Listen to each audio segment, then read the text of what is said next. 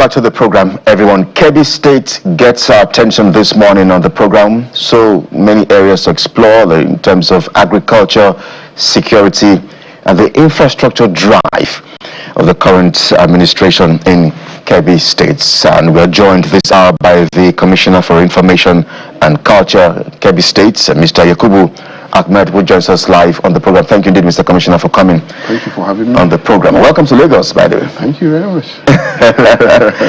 Well, I know that your governor is doing a lot in terms of the infrastructure drive of Kebbi State.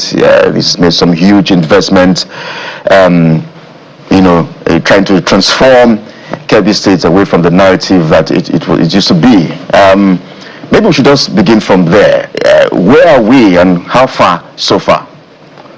Infrastructure-wise, I would like to begin with this. Before the coming of Governor Nasir as governor of Kebbi State, Kebbi has suffered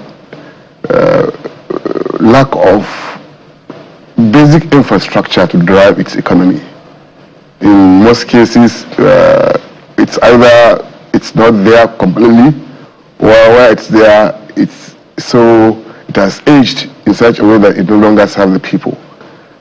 He was elected as governor on the basis of his own personal popularity with the people of Kebbi State. At one time in the past, Kebbi had been described similarly as Nigeria's most backward state on account of lack of the basic amenities. So he campaigned on a number of promises, and because the people believed in him, because he was Kebbi's only governor who was born, bred, and battered in Kebbi State. He has shown compassion to the people, and he was elected on that basis. When he came on, as common as solar street lights were lacking in Benin Kebbi State capital, not to talk of other big towns and villages. He provided what we needed most then, road infrastructure, especially tertiary roads. He changed the face of Benin Kebbi State capital. He built more than 60 kilometers of roads within in the first 2 years in office. He also constructed 5 kilometers of roads in each of the 4 emirate headquarters in Kebbi State. Benin Kebbi, the state capital, had 60, I told you. Argungu, emirate, had 5. Yauri, the same thing. Zulu, the same thing. It's very important for Kebbi to have roads because, as I said earlier, number one, it encourages investment and it beautifies the town. So he did all that, and on top of that, he also, as of today, we have the best central motor park in Nigeria, the best. And he completed the state secretarial complex, whose construction was started since 2012 during the Lakinjari administration. Today, the 25,000 workforce of Kebbi State completely has packed into that secretariat. In the area of, because we have to take it sector by sector, but in terms of infrastructure, road infrastructure, school infrastructure, health infrastructure, the governor has changed the face of Kebbi State entirely. I would like to receive visitors because in the past, in Kebbi State, most of us were ashamed to receive visitors because question will be asked as to, is this Kebbi State? Is this state capital? But today, we are ready for visitors now. We are willing. If you are coming on me, please come over because we have stories to tell. Big stories about infrastructure development. In the health sector, when he came on board, we have 32 general hospitals in Kebbi State, in the 21 local government areas. He has rehabilitated the entire 32 of them. He has also is working on scores of comprehensive comprehensive PSC, private healthcare centers in Kebbi State. When he came to, our doctors in the employment of the state government were living in droves on account of low wages. He promised to take care of that during campaigns, and as soon as he won election, he set up a committee to investigate why they were living, and the committee turned on a report that it's a result of low wages. He bridged the gap between what doctors earn in the state employment and at the federal level. He bridged that gap, and today most of the doctors that left have returned. In fact, we are receiving many applications by doctors and other health workers to come back to Kebbi State. The story is such that, okay, I will not talk on education as well. At a go, Dr. Nasir employed 2,000 qualified teachers at one go to man the various schools in the state. He built 4 mega secondary schools. The intention is to introduce vocational training to our youths. In each of the 4 emirate headquarters, we have 1 mega secondary school that has already been finished. So we should not forget too that he has built many junior secondary schools. He has rehabilitated quite a number of them. He has bought instructional materials for schools. He has rehabilitated laboratories, built new ones. He is a teacher. He has taught in all the 21 home areas of Kebbi State. I see there's a lot of you're a commissioner for information, so I don't expect anything less. We have stories to tell. Yeah. And there's a lot that, in fact, Kebbi is one of those states that is off the radar. By that, with greatest respect, I mean, when you compare Lagos, Rivers, Abuja, Kano, somehow people don't quickly turn to Kebbi. So it's important that you are here to highlight what the efforts are. Yeah. But I always look at the numbers. I always look at the monies. And I always challenge subnationals as to the viability of the state to be able to survive on its own without fact. I know it's federation money. So that simply means all of us own this money. It's not unique to anyone. So if we're now saying we want to do restructuring of the country like some of the people in the South are making the case for many years now, there are so many states that will go belly up if there's no FAC allocation. And one of those states is perhaps Kebbi State. I'm looking at the IGR, for instance, the budget 2020, what's that report? State of State report 2024. IGR that came to Kebbi was about 11 billion. FAC was about 67 billion. You can go on and show the increment if you compare the FAC allocation as against what the internally generated revenue are, because everything you're saying depends on money first and foremost. So what is the government doing to upscale internally generated revenue by looking inward? Let's just think and assume that there's no FAC allocation, because without FAC there's no Kebbi. I agree with you totally, but let me tell you this story. If Kebbi were to be a country of its own, will survive, will be one of the richest. We have the potentials. We were looking for the right leadership to harness these potentials. Out of Kebbi's 21 local government areas, only 2 were without rivers crisscrossing into them. River Niger crisscrossed into Kebbi by over 100 kilometers. River Rima by over 230 kilometers. River Ka by over 250 kilometers. We have the resources that are waiting to be harnessed for the benefit of the country. Today, we have a lot of rice mills that have opened shop in Kebbi, that have established factories, and many more are trying to come in to invest. One of the rice mills, Wakot, came from India. They have invested heavily in Kebbi State. And as I said earlier, we have the potentials to feed this country with rice and wheat. In fact, as I said earlier, if the Kebbi were to become a country of its own, believe me, sincerely, we will survive. What happened today, or what is happening today, in terms of... you can't survive. We can survive. No, you can't. We can't. From your numbers, from your IGR. No, let me tell you something. That is why I want to talk about... So when we talk about survival, if we look at the numbers, so you give me data, I've given you data. You have to look at what your expenses are in terms of your current and your capital as against what you're generating without cost. We're facing. Okay. We're talking about having the right leadership. Okay. It's about leadership now to harness resources properly in order to give better life to its people. Today, in the last 3 years, we have elected a governor that has understood these issues. As I told you, he lived in Kebbi all his life. He's Kebbi's only governor who was born in Kebbi, who has lived in Kebbi, has never gone anywhere else. He has taught in Kebbi. He has understood the basis of our problems. He has begun to demonstrate that leadership by giving priority to agriculture. We are just starting, we are only 3 years in office. But if you come to Kebbi today, the farming institution, the industry has changed completely. Because number one, he has been able to provide, this is about the 6th or 7th time, he's providing free fertilizer to our farmers. Kebbi is largely agrarian. Okay. Largely agrarian.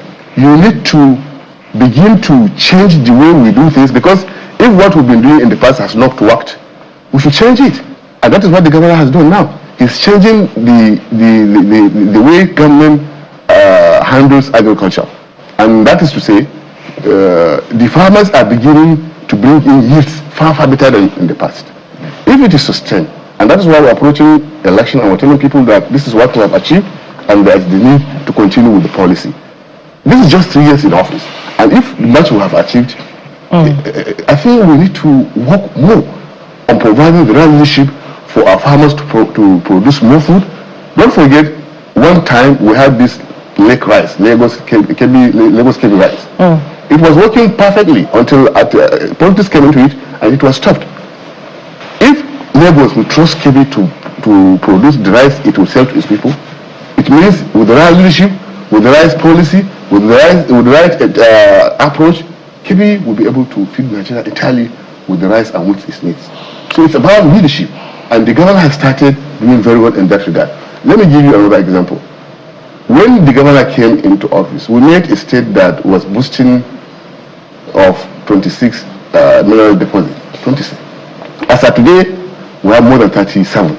As a result of the policy of the government to discover more, so that we begin to harness them properly. But you know that some of these gains that you are signposting as the achievements of this administration will be minimal, or in fact non-existent, if the challenge of security is not solved. Last month there were reports about the killings of about 20 people, and just 2 days ago in Wasagu area of the state, I believe, there was a report of the killing of a farmer. And Kebbi also, for about last year, was a centerpiece of the challenge of insecurity, with the kidnapping of those children, with the news of the spreading of the Lakrawa sect. So I'd like to know what deliberate efforts that the state government is making to rein in on this challenge of insecurity, perhaps in partnership also with the armed forces, because there were also reports of the targeting of security installations and even the Nigerian customs, officials of the Nigerian customs in Kebbi State. Yeah. So You're talk right. to us about challenge of insecurity. Yeah, you're right. But I want to take us back. You're talking about 20 people being killed at a time. We came from a background where we've been having killings of 100 people at a go before that coming on stabilization. 20 people, 50 people, sometimes more than 100. Today we're talking about 20, we're talking about 1. Let me tell you what the governor did when he... Even if one person were killed. Well, I understand. I'm telling you, we're in a situation where 100, more than 150 have been killed at a go in Kebbi State, in parts of Kebbi State. So what I'm trying to say is that if we've been having hundreds and we're having 1, 2, 3 now, it means something is being done. The thing is changing. Let me just give you this small aspect of it. When the governor was campaigning for election, one of the things he promised to do was to deal with the security problem. And when he became governor, he interfaced with top echelon of the security agencies, and he said that the strategy must be changed, that he will be ready to give all the support required in order to achieve that. And as a result of what he did, strategies were changed. Some very sensitive and critical deployments were made in parts of Kebbi State, especially by the military and the police. The military made some sensitive critical deployments of forward operation bases in parts of Kebbi State. The police too did about the same thing with their mobile police. And at that time, the thing completely changed. The first year the governor spent in office, we had a bumper harvest as a result of the changes that were made. And don't forget, as I said earlier, we had situations where markets were closed as a result of consistent and persistent attack. We had situations where farmers couldn't go to their farms. As a result, today it has changed. That is not to say we are not having challenges. We are having challenges, but Governor Nasir has invested more money than any governor in the northwestern part of the country by supporting the security agencies, by purchasing. At the last count, He bought more than 100 Hilux vans for them, thousands of motorcycles. Don't forget, we have the army, we have the police, we have the DSS, we have the hunters, we have the vigilantes. And he has provided support, whatever is supposed to be done by a governor in order to give the support required to deal with this situation. The Governor Idris has done much, much more than that. He's always on his toes. He's always working on that. But don't forget, we're achieving successes now. In the last 2-3 weeks, a lot has happened. We're experiencing less attacks now, and we believe as a result of the changes that have been made, this will continue. And by in the next couple of months, we'll begin to see these positive changes. We are happy with it because it is showing signs that the policies the governor and government is introducing will lead us to a situation where farmers will continue to go to their farms, traders will, because Kebbi is largely agricultural. Mr. Commissioner, Kebbi borders very high-risk regions, states, Zamfara, Sokoto and Niger. And we have Niger on the other side. And Niger on the other side. And there have been issues around security in those regions, those borders. Confirm for us, is there any community under siege to Boko Haram terrorists or any terrorists at all in Niger, in Kebbi State?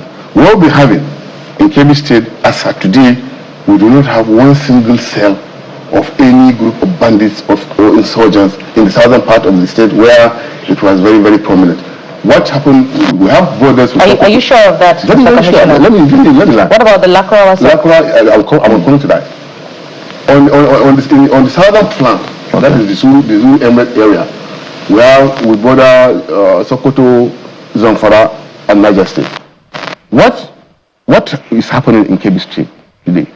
Bandits infiltrate from these states into Kebbi, perpetrate their evil, and turn back to their cells in Sokoto, Zamfara, or Niger State. We do not have any single cell of bandits. I agree, on the other part, on the side of Kebbi, we have the Lakora group. But if it's taken time, nothing has happened there because of the strategies that have been employed by the government. So in addition to that security concern, because it's important, security, finance, all of these are proper elements to drive good governance. We also understand there's a set of young boys who were used by politicians who are now troubling the state. I'm sure as Commissioner you're aware of this information. Yeah, you're talking about the so-called Malan group. Yes. Okay, let me give you some highlights about it. We've been having problems with some desperate politicians in Kebbi State who are trying to cash in on this insecurity matter as the election is approaching in order to make some political capital out of it. They talked about the emergence of a new terror group in Kebbi State by the name, say, Malam. But fortunately for us, the police and DSS conducted painstaking investigation, and it was discovered, and a report was made, that what was called, say, Malam group was essentially a group of young men in Argungu Emirate who are manipulating their smartphones to blackmail politicians and people into giving them money. Already arrests have been made, and very soon they'll be prosecuted. So, you see, the problem we're facing in Kebbi today is that while government is working tirelessly in order to deal with this problem, we have political elements that are out with this mischievous story of insecurity in order to scare people, in order to clear ways for them to win election. Don't forget too, again, we dealt with another problem that you would like to know.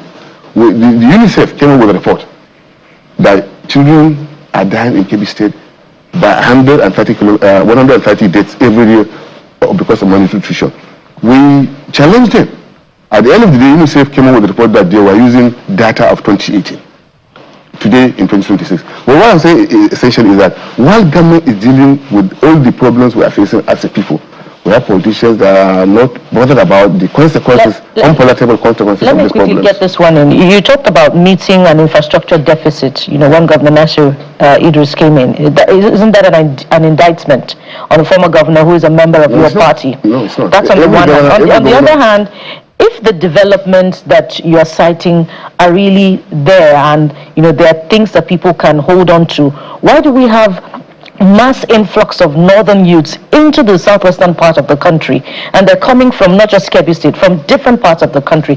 That means that the challenge of insecurity is still very real, and the north is uninhabitable for northern youths, and that means that there is the serious issue of unemployment. The influence of people from north to the south predates the insurgency. It's entirely a different matter altogether. But again, it's economical. It's economics, I agree. Then we talked about the right leadership. When we talked about electing the last government, no, we're saying that they have done their very best, but there are rooms by the time we came into office for improvement. That has been improved. So what I'm trying to say in essence is that while we talked about potentials in the north, we talked about the right leadership, we talked about the insecurity that is taking us back, and we are talking about what the government at the center is doing to do with this problem and what the state government are doing to do with the problem. In the past few weeks and few months, I agree, there was an upsurge of banditry everywhere, especially in some parts of the north. Don't forget the Sahel too, in the countries in the Sahel, as well as the same thing. In Mali, they lost, a whole Minister of Defense was killed in an attack. In Niger, the same thing happened. In Burkina Faso, the same thing happened. In Nigeria, I want to believe that in the last few weeks, we have seen a lot of positive developments in terms of dealing with this insurgency. No, we're talking about Kebbi today. So. When we say Kebbi, I want to relate with what is happening in Kebbi. Well, there's a lot we can explore with you, Commissioner, but we'll totally run out of time as far as the downside risks. We're running out of time. Thank you. We have stories to tell, honestly. Because there's the issue of the opposition as well. Abubakar Malami, there's reports that it looks like your governor is scared that Abubakar Malami is coming, and that's why something that I will invite you to Kebbi. When you come, you see the to muscle the opposition. When you come, you see the story as it is in Kebbi State. Malami does not offer any challenge to us at all. Let me tell you something. Believe me, it does not. Because the governor suspended the APC party chairman just last month. That was for a different reason. For anti-party activities. Not anti-party as such. Nothing related with Malami issue. It was an inter-party problem that happens everywhere. But on the issue of Malami, let me tell you something. He offers no challenge at all to us.